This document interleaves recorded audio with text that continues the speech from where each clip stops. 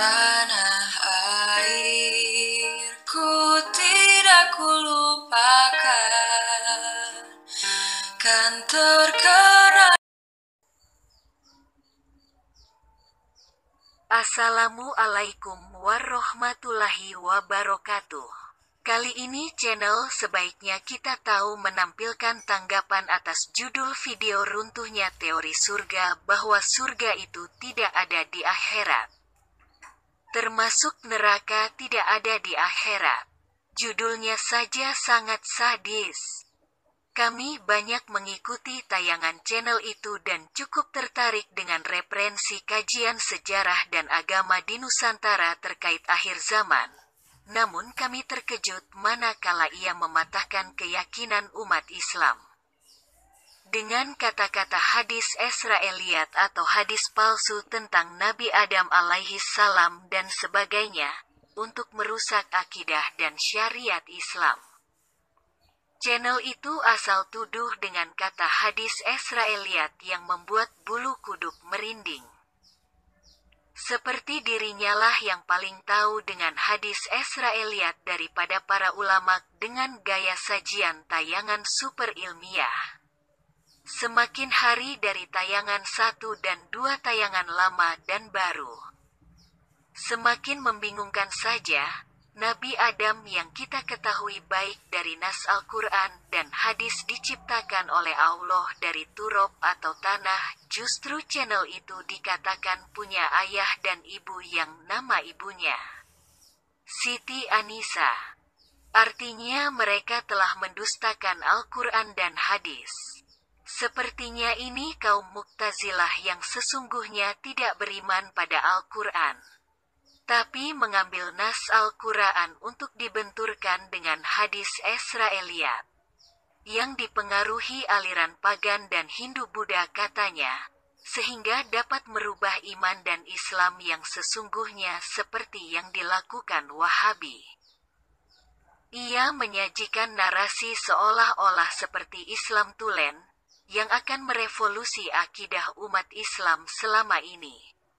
Oleh karena itu, jelas itu adalah agama baru karena menyatakan tidak ada hari kiamat. Tidak ada surga dan neraka. Itulah sebuah agama akal-akalan yang disebut kaum Mu'tazilah. Tentu saja oknum tersebut mengharamkan 5 rukun Islam dan 6 rukun iman. Mungkin bagi orang ini tidak ada istilah azab dan nikmat kubur seperti pada LDII.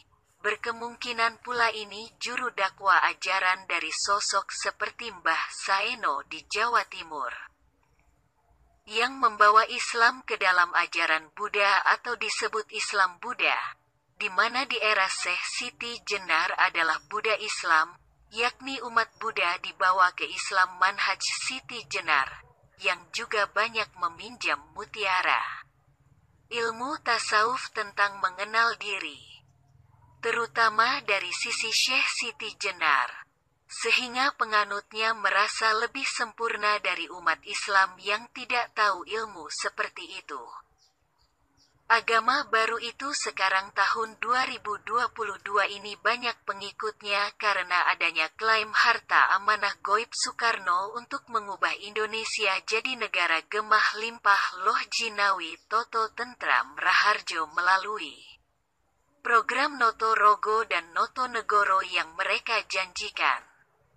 Padahal itu harta akhir zaman sejak Nabi Adam, Nabi Sulaiman, aset seluruh auliak dan ulama serta aset seluruh kerajaan Nusantara yang bersepakat jadi NKRI yang sebagian besar dijaga oleh Nabi Haidir.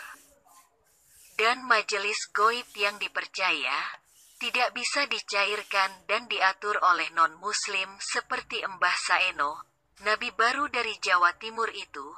Silahkan tonton tayangan yang benar atas harta amanah di channel informatif dan edukatif akhir zaman yakni channel Sang Penyair. Semoga tayangan ini dapat membuat kita umat Islam dalam jajaran aswajah tersadar atas keberadaan mereka dan bisa menyikapinya dengan cerdas dan tidak membiarkan dakwah mereka merusak iman dan Islam kini dan masa depan. Cukup sampai di sini sebagai video tanggapan keberadaan mereka atas Islam. Nantikan notifikasi tanggapan lainnya di channel Acakadul sebaiknya kita tahu. Jangan lupa subscribe dan like karena akan kita bahas lebih dalam tentang keberadaan mereka. Kami tidak punya cukup alat untuk membuat video yang tampilannya lebih bagus. Untuk itu, jangan nilai tampilannya, namun lihatlah isinya yang mungkin bermanfaat. Untuk link video yang kami tanggapi dapat dilihat di deskripsi atau di kolom pojok komentar. Terima kasih.